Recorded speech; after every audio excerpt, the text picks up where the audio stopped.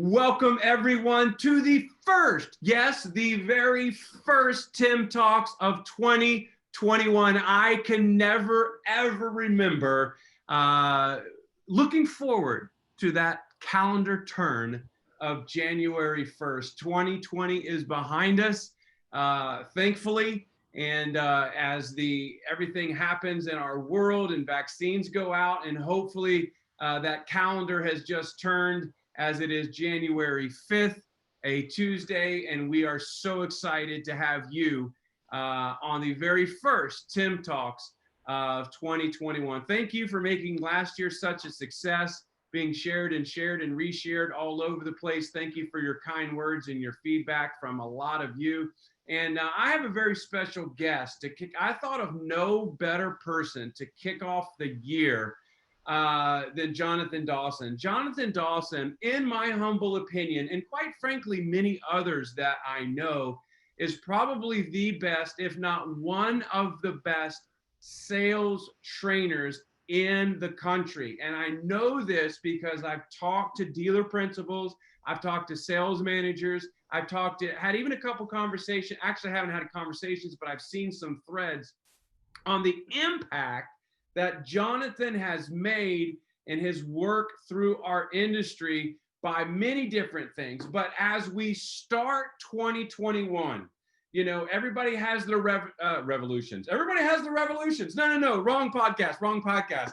Everybody has their resolutions. I'm going to start eating better. I'm going to stop smoking. I'm going to spend money better. I'm going to cut up my credit cards. All that stuff that lasts for about 10 days. You know, Jonathan, listen, with all of your success, and what we want to talk about today is how do we embed not just stinking resolutions that are going to be forgotten, but how as a sales manager, how as a salesperson, can we kick off 2021 to be the absolute best year in our automotive career? Ladies and gentlemen, the best sales trainer in the space, Jonathan Dawson. Jonathan? Well, what an introduction, Tim. I like that. Yeah, I like that introduction. I'm gonna have you follow me everywhere I go now and just be my front man and just gotta set the stage. Yeah. I'll be like your theme music, like in the background of some of those movies. That's good. I'll be your theme music. It's fine. I appreciate that very much. So, interestingly enough, yesterday, and actually the last couple of days, I have been at dealerships closing out 2020 on the floor, working with salespeople, working with sales managers and dealerships. In fact, yesterday I was at a store until 9:30. We closed at 7:30, but there I was 9:30 saying goodbye to the last customer. And as I'm closing out 2020, I'm very grateful, much like you, Tim, and so many of our other friends who are vendors and supporters of our industry. You know, many of us were able to come around our industry in 2020, support and provide resources and pivot in a way that we added massive value. I know that you guys, over at Carnell have experienced a record year. I'm grateful, honored, and very thankful and humbled to say that Sellchology had our 9th record year. So, you know, as we have grown in how many clients we're serving, how many dealers we're reaching, we're always asking the questions that I know you're always asking at Carnell. How do we get better, and how do we help our clients get better? And what does that look like? And of course, for 2021, the same questions are there, but I think there is, at least I hear there's just kind of this uncertainty of 2021. We just came out of the craziest year I think any of us have ever experienced as far as change and dramatic change in so many different ways. We look to 2021 and we wonder what's going to happen, and how do you predict, how do you plan, and how do you prepare for this uncertainty called 2021? So what I'm talking to management teams right now about is the things that they can control and the things that they can do to increase the confidence, the certainty, and the consistency of their team's efforts, production, and results.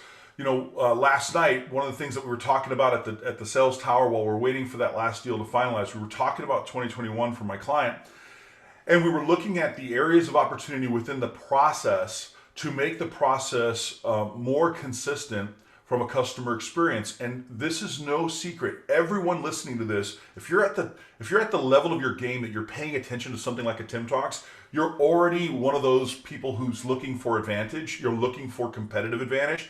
And that's why you're watching or listening to podcasts like this.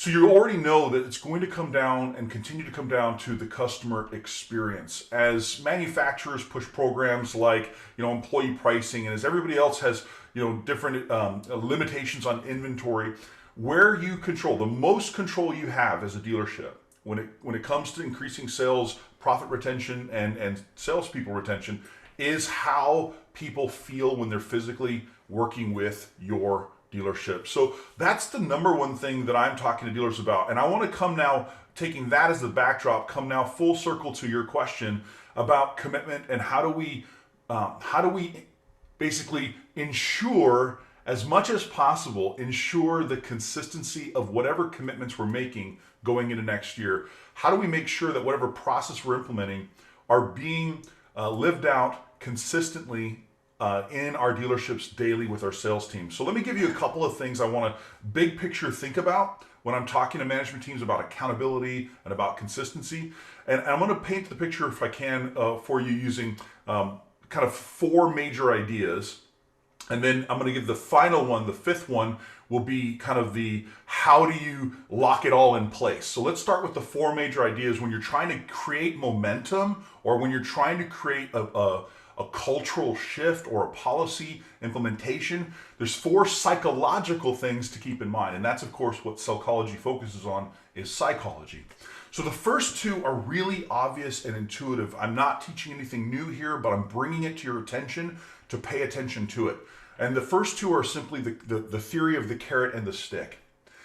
When it comes to changing behaviors, we know that there must be some incentive, generally speaking, to cause someone's behaviors to change. And those incentives typically come in the form of carrot or stick, some sort of positive reinforcement incentive that if I do this, I get something I want, the carrot, or some sort of, if you want to call it, negative reinforcement that if I don't do something, or if I continue to do the wrong thing, something negative will happen, hence the stick.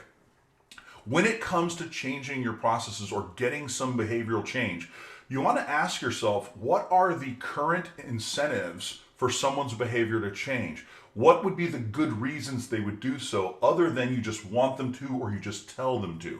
So the first thing I want to ask is, when you look at your processes, especially where there's a current breakdown in people not doing them consistently, say, do the people truly understand the benefit? Is the benefit clear and concise to them as far as why they should do what you're asking them to do? What is the carrot that you're putting in front of somebody? Now, here is going to be a little bit of a rub for some of you, especially if you're a GSM sales manager, where you're constantly frustrated because you'll put out these carrots in the form of, for example, cash. So you do these spiffs and you say, hey guys, if we hit this, I'll give you this amount of money. And then you look back and you realize only 20% of your people seem to respond to that incentive. So you put out this this bogey out there. You put out this bogey out there and say $5,000 if we do X. And then the salespeople don't seem motivated. And this is very frustrating for some of you who are in leadership roles, management. You're going, I don't understand. If my manager back in the day would have offered that kind of money, I would have taken all of it. So you have to realize that carrot doesn't always mean cash. This is an important distinction that I think a few managers need to grab hold of. A carrot isn't always cash. There are several ways in which people feel incentivized or appreciated or valued, and cash is only one of them. And you know that because you've offered those spiffs in cash and they don't seem to motivate the masses. So there's other things to consider when you're looking at a carrot. Here's a couple of examples. A carrot could be recognition. For example, something that costs you nothing but could elevate the behaviors of certain members of your team other than cash would be recognizing a salesperson of the month on the front door of your dealership. So as I walk into the dealership, if you had those vinyl stickers that said, salesperson of the month, and then features the name of the person. Now you could take it, of course, up a notch if you wanted to. And in fact, a couple of my clients do this. They actually have billboards that the salesperson of the month gets featured in a billboard for the following month. And so the salesperson has actually the ability to participate in the design of that billboard. So you could go that level of recognition. Well, that same person, for their prestige of having their own billboard, the ability to take photos of it, to have their friends and family see their name in the lights, so to speak, that is much more valuable to them than simply a cash spiff. That's something that motivates certain people different than cash. I'll give you another one that's unique that's often not undervalued, which is finding a cause or a charity or something of significance that a person is attached to emotionally or relationally, and supporting that. I'll give you a personal example. I had a student that I was working with who was severely undermotivated, and the management team said, "We really like this person. We want to keep them, but gosh, we really expect more. What do we do?" So I said, well, let's find out what motivates them. They said, well, geez, the pay plan should motivate them. Geez, we do all these other things. And I said, I know, but I want to find out what really motivates them. Turns out this particular salesman has a child with autism. And I asked the salesperson, I said, do you ever feel as a father, because of the hours that you put in at the dealership, that you wish that you could do more to be with your son? You wish you could do more to be, a better father? Do you wish that, and he's, of course, all these things are, tugging at his heart because this is how he feels. And I said, I want to ask you something. What if I could do something where when you achieve a certain level of production, the dealership will actually do a donation towards Autism Speaks, the primary charity for autism recognition. And he said, do you think the dealer would do that? I said, I want to talk to him about it. So I went with the dealer and I said, hey, listen, I want to map out a deal where when the salesman achieves a certain thing, we're going to make a donation. If they achieve a next level, we'll make an even larger donation. And then what we'll do is we're going to sponsor a 5K walk run for autism for his customer base and his network. And we're going to sponsor it to raise awareness for autism. And his son and him can do the march together. I tell you what, this salesperson lit up, not only in his joy and in his encouragement, but he, in his behaviors and his production, went through the roof because every sale now had significance attached to it. So when I say carrot and stick, I don't want you to simply think that I mean hand out more cash spiffs. I mean find out what motivates a person, and that's the first thing. The second one I mentioned is the stick, and this is also part of a mistake I think a lot of management makes, Tim, is they think of the stick as they think of, just simply writing someone up, that's what the stick is, or sending them home. And the truth is there's other forms of a stick, if you will. There's other things that people would want to not have to do or want to avoid. And I'll give you a funny example of that. I had a salesperson, again, underperforming. And what we discovered was in the course of the one-on-ones that we were doing, that this person is more motivated by pain than they are by pleasure. They're more motivated by avoiding pain than they are by gaining pleasure. They'd almost rather do something to not get in trouble than instead of doing something to get recognized. So I said to the salesperson, I said, listen, I want to help you out. And I put this goal in place. And I said, now, if you don't hit the goal, all you have to do is you're going to have to write a 2-page essay on why you failed. And then you have to read it in front of the sales team in the next month's starting meeting. You're going to read to everybody why you failed. And he's like, oh my God, don't make me do that. I said, that's the point. The idea of doing that is horrible to you, and you would not want to do that. I said, so instead, you're going to hit your goal. Because if you don't hit your goal, that's what you're going to get to do. And he's like, oh man, don't make me have to do that. I said, I'm not making you do anything. You told me you would rather see your income grow, but you said you're not motivated. And I'm giving you a way to be motivated to avoid something I know you would rather not do, which is have to read in front of the class why you failed. He's like, okay, I'm in. So the salesperson understood that if he didn't hit his goal, he'd have to do something much more emotionally painful than simply missing a goal, which is to publicly disclose that he missed his goal and why he missed his goal. So I give you that as an example to say that what pains a person doesn't have to be, and it oftentimes isn't, things like getting yelled at by a manager. Some managers are almost cartoonish, because they lose their cool so often that no one puts any value in them losing their cool anymore. It's like they're the lunatics in the dealership. And so when they do get mad, no one cares. And so you think you're motivating people by yelling at them, and then the reality is no one's even listening to you. Mm-hmm. So the first two I mentioned are the carrot and stick, and those are critical as a starting point. The next two I'm going to get into with you is what I call the light bulb and the grandstand. And the light bulb and the grandstand are really critical because what happens is these are the outcomes of properly establishing carrots and sticks. So what happens is the next one is called the light bulbs. And this is just, again, intuitive. We understand it. It's the light bulb moment. You see, if you give me the proper carrots and sticks, Tim, what happens is My behaviors change because of an external force, this external motivation, this external, if you want to call it pressure, this external variable, which is this carrot that I really want. For example, raising money for autism, or having more time off, or having that billboard. This external goal drives my internal decision to do another behavior different than what I'm doing now. This is an external force.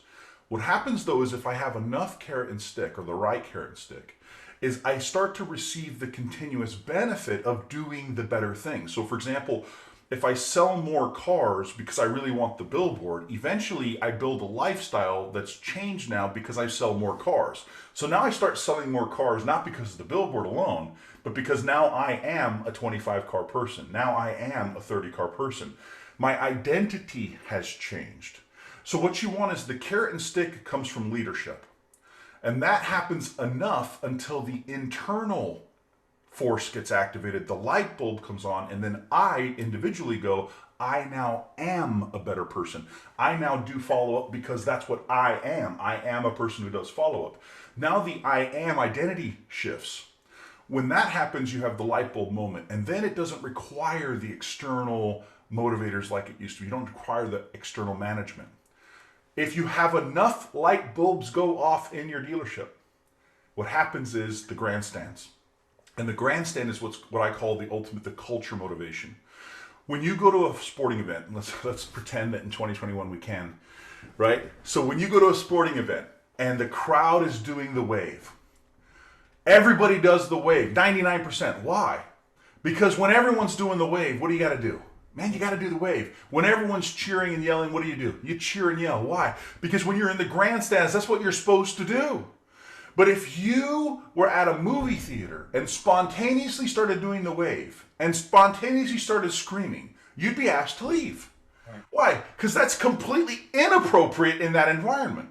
So what you want to do as a leadership team, if you're watching this and you're in management or you're influence over a sales team, is you want to find out and identify individually the carrots and sticks within my team, and do that enough so that light bulbs start going on. And when enough light bulbs go on, you start to create a culture, or the grandstand effect, where now people behave a certain way because it's the environment that you're in. So what happens now, if I'm a brand new salesperson, imagine this, Tim, I'm a brand new salesperson, I just joined the team, and what I notice is that every time a car is sold, that there's a delivery where they roll out a red carpet, they put balloons on the mirrors, they put a sign out in front of the car that says congratulations, and then they do a Facebook Live with the customer at the end of every delivery. I see that because I've watched 3 cars get delivered, and every one of them, they go roll out a red carpet, they put on balloons, they put up the sign, and they do a Facebook Live video with the customer.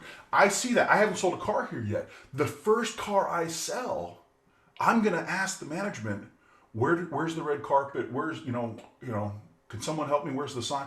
Like, I'm going to assume, see, everybody's doing the wave, so I just assume I got to do the wave too. You see, so culturally, you create an environment that's consistent with your core values as a company when you first start by individually identifying the carrots and sticks until the light bulbs go on. So that's it. Now I'm going to give you the last piece, Tim, and then I want to get some dialogue going with you. How do you lock it all in place? I told you there's a 5th component. So the 4 components are the carrot, the stick, the light bulb, and the grandstands. The 5th component is what I call the iron armrests. The iron armrest. Now, Tim, you can appreciate this because you, like me, are a globetrotter. And you and I are old enough to appreciate this because we've been traveling for a while now. But I'm gonna take everybody through a journey here. There was years and years ago, you would go to an airport and you'd wait in the gate for your flight. And if you travel like we do, you get to an airport and then the flight delays. Anyway, you're waiting this gate, you're exhausted. And I don't know about you, Tim, and I'm not asking you to confess this publicly, but I'll just put shame on myself. I am a selfish person sometimes, especially when I'm traveling and when I'm tired. And so it used to be the case that you could go to the gate and you would see an empty row of chairs, and if you were tired and lazy and selfish like me, you would just lay down on the chairs and catch some rest or some Z's while you're waiting 2 hours for your flight. And they would make announcements and they'd say, ladies and gentlemen in the gate, we appreciate your patience. We know many of you are tired today, and we just ask that you please recognize that the seats are for sitting, not for laying down. And we know you're tired, but we ask that you all please sit down and do not lay across the seats, and the benefit for all the passengers. We thank you so much. And you know what I would do? I'd listen to that and I'd go, uh-huh, I'm still tired. Screw y'all. Right? I mean, like I'm laying across the seats, and then they put up placards, and it said, "Please, do not lay across the seats." And I would read the placards, and I go, "You know what? I'm tired. I'm sorry. I'm laying across the seats. I got here first. I'm taking 5 seats." My point of that is, at some point, I wasn't the only one doing this. At some point, the airlines realized, like, asking for the goodwill of people to just do the right thing because they should doesn't work. You need to put what? Iron armrests. Every airport now, every seat has built-in iron armrests. It's impossible to lay across the seats anymore. What you have to do for some of your processes is you have to create iron armrests. You cannot just always assume the goodwill of your people will be that they will do the right thing simply because they should. Because people like me are selfish inherently. People like me are tired and we don't want to do the right things. And so you have to ask yourself within any process, how do I find a way to ensure the success of this at the highest possible level to take away the willpower component of follow through? How do I remove willpower? How do I make it harder for people to have to choose it? And how do I make it more that they can't abuse it? And so when you put processes in place, this oftentimes is something that has to be done in a form of accountability, but you have to say, I need to make it so that whatever it is that I'm trying to get consistency on, that it's clear, it's concise, it's understood, there are consequences for not following it, and those consequences are applied consistently. And if you do that well enough, you're building iron armrests, and then people follow the process. And if they follow the processes enough, you get consistent results, which leads to growth on a consistent basis. I can give some examples of that a little bit, but I want to invite you back into the conversation, Tim, because these are some things that I think in 2021 make a difference. Individual finding out carrots and sticks, doing that on a case-by-case basis until your team starts to internalize why they should do the right things, and create a culture, an environment where people want to celebrate success, people want to be successful, and people want to do the right things for the right reasons. Yeah, it's by the way, you should write a book because that was just a teaser, but that was some basic guidelines to look at some things differently. As a 2-decade sales manager, GSM, and every other title that I held, we are quick to throw the money out there and to throw the spiff on that car. And it literally is, I mean, we see it with sports all the time. We see it with, the same team. We see a new coach come in with the same exact players. Perfect example. And I'm not, you're and my friend Sean Bradley's a big Philadelphia Eagles fan, right? But the Philadelphia Eagles, with Carson Wentz, it's the same exact team. And the new quarterback comes in, and Jalen Hurts, who you hear nothing but great, and he's this just phenomenal, loving, cares about his people, and then the team acts completely different. So I think it's very, very important. Listen, Mister. In fact, I'm going to talk to a friend of mine, bought a dealership, and I have the privilege to go speak to his people next week. And he's got a new general manager coming in, and I think it's very important to us to literally think about our culture, exactly like you said, and what makes what people think is important to you really just magnifies itself with how your team and how everybody's going to respond to you. Because I've been in those sales meetings, I've had those sales managers after being in the car business 30 plus years that throw the thing. I mean, it's just not good. So my question to you is, for starters, ladies and gentlemen, if you don't know Jonathan Dawson, and we're going to give you his contact information at the end here. Again, Jonathan will absolutely revolutionize your store. We've had some great, and I'll let you share. I know you don't toot your own horn, but some accolades of we were here and now we're here, and as far as getting people, it's the same people, but you get inside and see what truly motivates them. Ladies and gentlemen, that's the key for 2021. And you as a leader, I've said on this show before, and my team knows this. I always say a leader is not measured on what they do, but what people do because of them. So what do your people, listen, sales manager, listen, general sales manager, dealer principal, What are your people doing because of your leadership? Salesperson listening in, internet manager, who whatever seat you sit, if you're not even in the car business, we're all built with the same, psyche. We're all, reciprocal human beings. We act the way we're acted, the way we're treated, right? So how are you going to respond in these type of things? And I think that's huge. Make the determination that you are going to change. If you're a 20 car a month person as a salesperson, why can't you be 30? Why? There's people that are selling, 100 cars a month, the best of the best. So I think that, with every decision in life, you have to first understand that, you need to make a decision. You need to understand exactly where you're at. And the funny thing is, with all navigation in every car and all CarPlay, if I want to get to a specific location, where do they start? You are now here. You're here. I got to get to here. And that is just phenomenal stuff, Jonathan. Give us just a couple of examples. Look, I've been tooting your horn, but give me just a few examples. And I want to have you back maybe in a month or so and talk about, because you do something unique. Maybe just touch on it as far as the referrals. I've never, ever, listen, ladies and gentlemen, 30 plus years, I've never heard anybody doing anything like this. And it is just phenomenal. Would you explain what you make? And people think you're crazy. People literally think you're crazy, but it works. Will you just touch on that a little bit? We wanted to give you, and this is, thank God this is recorded so people can pause. And I've taken notes. You might see me looking down. I wasn't texting. I was taking notes because my job is to learn every day too. But tell us, just give us a little bit as we land the plane here on the referral, just what you do and what you make salespeople do with referrals. Yeah, I appreciate that opportunity because I love talking about referral business. And the reason I love talking about, let me start high level first at the dealer level, and then we walk it down all the way to the practical benefits on the salesperson level. But as a dealer, another thing I'd like to encourage dealerships to think about in 2021 is to distinguish the goals that we set that are quantitative versus qualitative. Quantitative versus qualitative. So let me kind of define those terms. It's not words we talk about very often. Quantitative goals are based on the quantities or tracked metrics on a numerical value. Like, for example, if I ask the average dealership, what's your forecast? They can tell me how many unit volume they're going to forecast for new or used, total sales volume, total gross, total F&I. I mean, they have all these metrics that are just this numerical value metrics. That's quantitative thinking, important to do so. But then there's a qualitative component to goals that's often missed.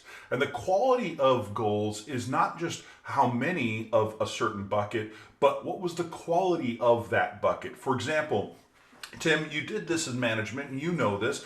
You'd have a salesperson who might sell 20 cars a month, but they're the lot lizard, right? They're the cliche, BDC bum. They suck all the deals. They're leeches. They're parasites, right? Their whole business model depends on the dealership feeding them business. So if I had, for example, if I had two salespeople side by side in the same store, quantitatively hitting the same 20 car unit volume. So you have two 20 car people. You and I both intuitively know this is true, that not all deals are created equal. So if I've got somebody here who's catching lot ups and taking fed leads from BDC, but I got somebody over here working repeat and referral, and they both sell 20, you can't tell me they have the same value, even though they both hit 20, because the quality of this 20 is completely different than the quality of this 20. So when we look at 2021, one thing I encourage my teams to do, and both on the salesperson level, management, and the dealer level, is to set qualitative goals. For example, when I talk to the average dealership and I say things like, for example, on BDC management, I'll say, do you know how many leads you're getting? What are your sources? And they can tell me to the lowest denominator, the metrics on total sources and cost of acquisition and cost of conversion and percentage of appointments shown to appointment. They have percentages for every metric you can think of for BDC leads. But when I ask them, how many service to sale introduction conversations happened at your dealership? I don't know. How many people came in as a referral to your dealership? I don't know. How many people came back to the dealership that were already part of the dealership's database as a repeat household? How many of those I don't know. So every dealer will agree that a repeat is more valuable than a BDC customer. A service conversion is more valuable than a walk-in. I mean, a referral is more valuable than one of those. Even though we all know that, there's no metrics for it. So they don't care. There's no distinction. So when I'm talking to sales teams about referrals, I'm talking about that to salespeople because of quality of life, because the quality of your business will ultimately dictate the quality of your life. And in a salesperson's role and in their job, if they can build a quality book of business, it will help them shape and maintain a quality of life. So referrals to me is the lifeblood of that, because it is one of the greatest compliments, but it's also one of the greatest indicators of the experience you create for your customers. You see, if your referral business isn't incrementally and exponentially growing every single month, then it's an indication that your experience to your customer is not either. And I don't remember who it was that said this, but it wasn't me who said that, advertising is the tax you have to pay on being average, right? And a referral is the indication that you're not average, right? So that's why to me it's so important. So to give you some examples and just to inspire the audience who might be listening to this, my students regularly do several things to increase their exposure after the sale. I call it scale the sale. When you scale the sale, what you're doing is you're taking a one-time event and getting a residual benefit after the fact. And that residual benefit can come in several places, but when I get a referral, I got a residual benefit of the event of selling the first car. So I'm going to give you 4 ways that any salesperson can scale the sale, and any management team should be asking, how did you scale the sale? Not just did you make the sale, but how did you scale it? How will you scale the sale? When you're closing a deal, ask that salesperson, okay, you got them closed. Now, how are you going to scale the sale? How are you going to get residual benefit from this one-time event called selling this person a car? And here's 4 practical ways that you can do that. My students do this all the time.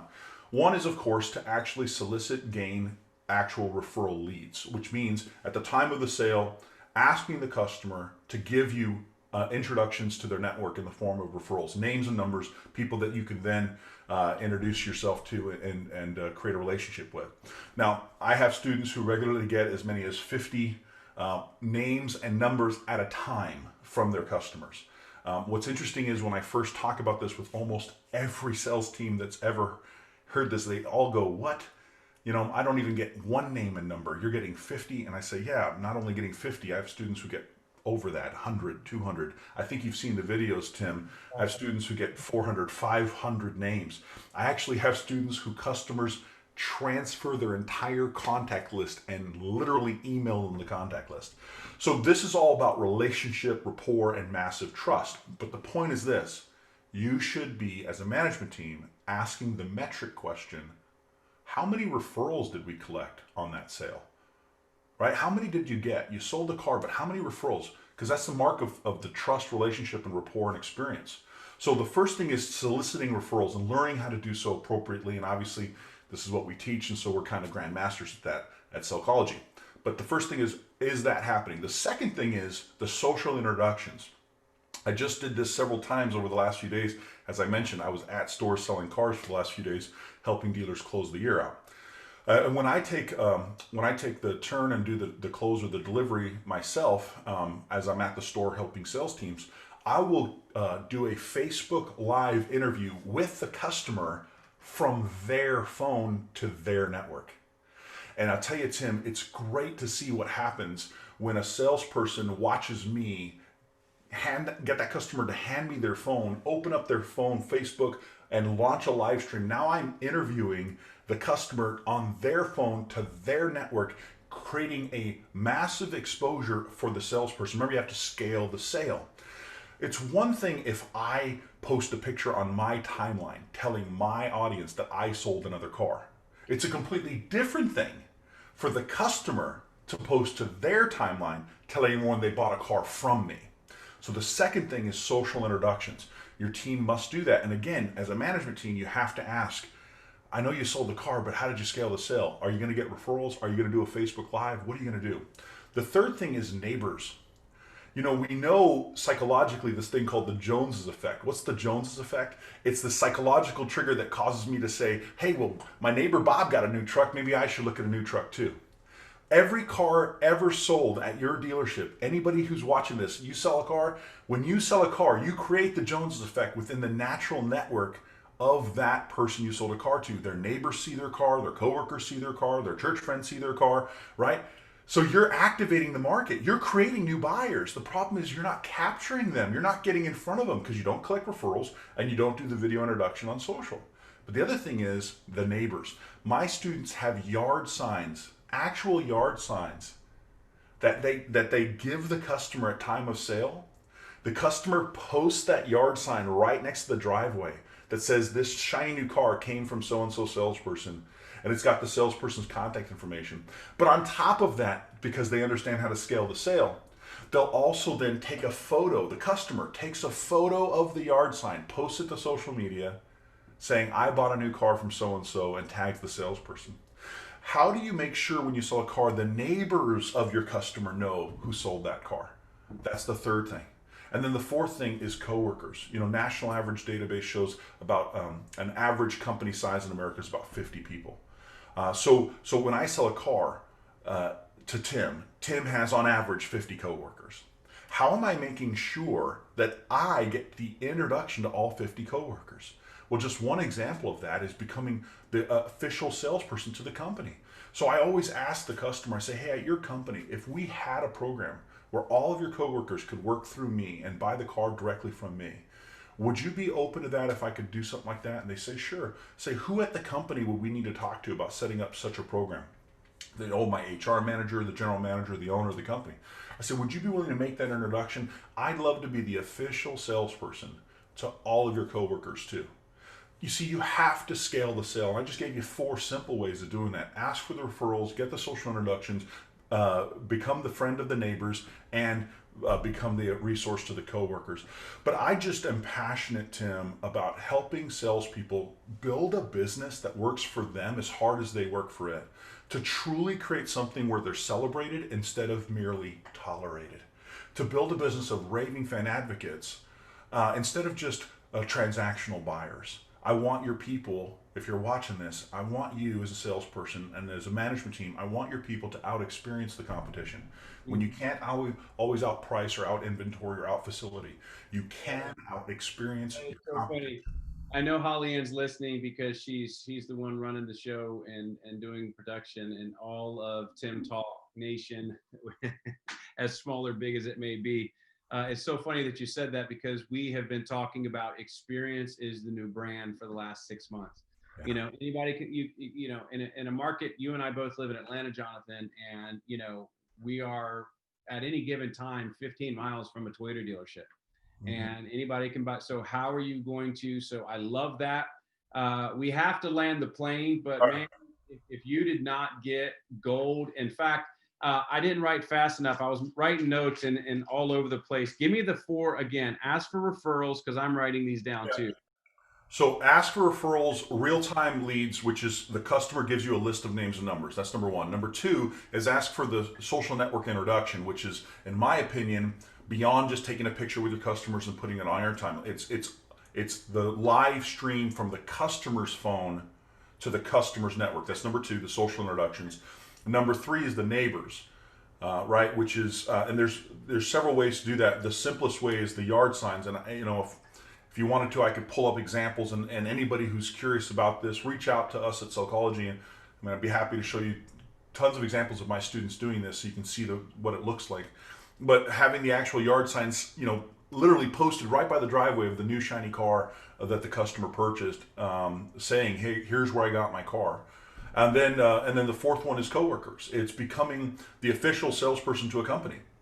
So when you sell a car to somebody and finding out, you know, how big is the company that they work at, and what if we became the official salesperson to the entire company? Who would we talk to about setting up a preferred purchase program, kind of an internal fleet deal within that one little company? And if you ask that, you know, last night I did a conference call with some members of a 90-day challenge I'm running. And I said, give me like the worst month you've ever had. And one guy said I had a 6-car month one time. I said, let me just do the math on just a 6-car month. If I had a 6-car month, knowing what I know, here's what I would do. My first month in the business, I sold 6 cars, but you sell it the way I teach. I sold only 6, right? So I got 6 sales, but here's what I did. On all sales, I got 50 names and numbers. 6 times 50 is 300 introductions going into the next month. Now, on top of that, I did a live stream with all 6 people with, let's just say, an average of 150 views for those people. That's 750. So now 750 plus 300 is what's 1,050, right? So I've got 1,050 introductions. Now, on top of that, I sent a letter to 20 addresses to the left and 20 addresses to the right of the neighbors of that house, because I know the address. Pull it up on Zillow, I can find the addresses. So now I got another 40 people. So now I got 40 times 6. So I got that group, the neighbors. Then I find out who they work at, and I become the official salesman to the work. Again, 50 people, that's another 300. So when you put it all together, it's almost 2,000 introductions. So if I had a 6-car month, my very first month in the car business, that 6-car month would open up 2,000 introductions going into my second month. I would have very few 6-car months doing that. Yeah, just unbelievable. Ladies and gentlemen, if you want to, I've had Jonathan and I have talked multiple times, and there are stories. Jonathan and I have talked around dinner, and there have been stories of I can't remember if it was a dealer principal or a general manager that just went to a store, and before he did anything else, based on the success that Jonathan had with his previous team, he said, before I even look at my CRM or before I do anything at all, Jonathan, I want you to come train my salespeople. So if that's you, we are going to get 2021 kicked off right. No more New Year's resolutions. It's time to put your foot down, to put the hammer down in 2021 and dominate your market, man. I'm telling you, I wish I had this gold when I was selling cars all those decades ago, because I mean, that is just phenomenal stuff. If you want to get a hold of Jonathan, can you tell them, and maybe we can put a link under this, Holly Ann, on how they get a hold of you. If you want to transform your dealership, if you want to say, I'm tired of just getting by, I'm tired of being average, I want to invest in my people so they can invest in everything else, would you please, as a matter of fact, you see right here, just go to Sellchology. There it is right there on the screen.com. Please reach out to the good folks there. It is by far the Tim Cox stamp of approval. I know without a shadow of a doubt, they will make a monster difference in your store. Listen, Jonathan, thank you so much. We're going to have to do this again because, man, I could have sat there. I just was taking copious notes because this is just good stuff as we continue to try to get better together. And as always, in 2021, wow, no one's smarter than everyone. And let's just keep cranking and let's get better together. Thank you. God bless. Let's crush 2021. Thank you, everybody. Thanks, Tim. Appreciate it. All right. Bye-bye.